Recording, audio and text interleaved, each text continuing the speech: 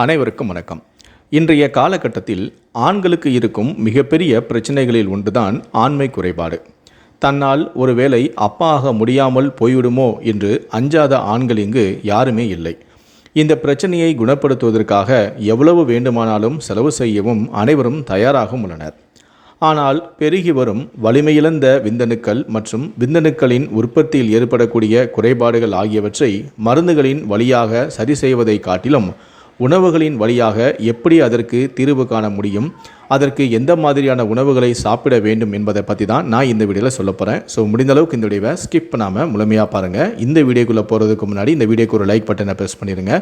நீங்கள் இது வரைக்கும் இந்த சேனலை சப்ஸ்கிரைப் பண்ணாமல் இருந்தீங்கன்னா மறக்காமல் சப்ஸ்கிரைப் பண்ணிக்கோங்க. கூடவே அந்த பெல் சிம்லையும் மறக்காமல் கிளிக் பண்ணிக்கோங்க. சரி, வாங்க இப்போ நாம் வீடியோக்குள்ளே போகலாம். நமக்கு இப்போது 2 பொருள் தேவை.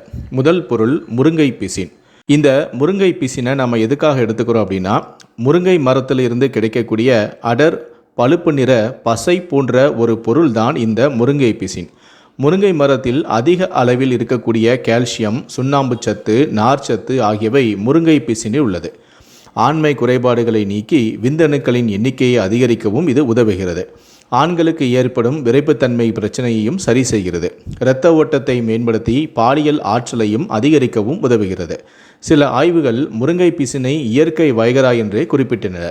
முருங்கை பிசின் ஒட்டுமொத்த உடல் பலத்தையும் அதிகரிக்கவும் உதவுகிறது. உடல் சோர்வையும் போக்கி புத்துணர்ச்சியும் அளிக்கிறது. இரண்டாவது, பாதாம் பிசின். பாதாம் பிசின் ஆண்களுக்கு உடல் பலம், ஆண்மை மற்றும் உடல் எடையை அதிகரிக்க உதவும். இதில் உள்ள புரதம் மற்றும் ஆன்டி ஆக்சிடென்ட்கள் விந்தணு ஆரோக்கியம், செரிமானம், எலும்பு ஆரோக்கியம் மற்றும் ஆற்றலை மேம்படுத்த உதவுகின்றன. புரதச்சத்து அதிகம் இருப்பதால் ஆண்மையை அதிகரிக்கவும் உடல் வலிமையை பெறவும் இது உதவுகிறது. விந்தணுக்களின் எண்ணிக்கையையும் இயக்கத்தையும் மேம்படுத்தவும் உதவுகிறது. உடலுக்கு குளிர்ச்சியையும் அளிக்கிறது. இது உடல் சூட்டையை தணிக்கவும் உதவுகிறது. சரி, இப்போ இந்த இரண்டையும் வச்சு நம்ம எப்படி இதை தயாரிக்கலாம், எப்படி சாப்பிடலாம் அப்படின்னு சொல்கிறேன். முதல்ல ஒரு சின்ன பவுலில் தண்ணி எடுத்துக்கோங்க. அந்த தண்ணியில் இந்த முருங்கை பிசின் 2யும் பாதாம் பிசின் 2யும் போட்டு இரவு முழுவதும் நல்லா ஊற வைங்க. காலையில் பார்த்திங்கன்னா அது ஒரு ஜெல்லி மாதிரி ஆயிரும். இதோடு நீங்கள் நாட்டு சர்க்கரையை கலந்து ஒரு நாளில் காலையில் கொஞ்சம், மதியம் கொஞ்சம், இரவு கொஞ்சம்னா 3 வேளையாக சாப்பிடணும். மொத்தமாக சாப்பிடக்கூடாது. ஆனால் இதை நீங்கள் வாரத்துக்கு ஒரு நாள் மட்டுமே சாப்பிடணும். தொடர்ந்து சாப்பிடவும் கூடாது.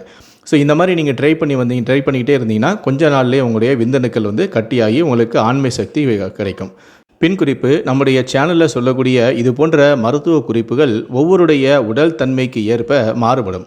அதனால் இதை நீங்கள் முயற்சி செய்யும் முன்பு தகுந்த ஆலோசனையை பெற்று பயன்படுத்தவும்.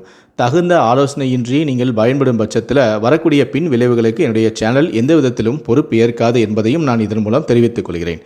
நன்றி, வணக்கம்.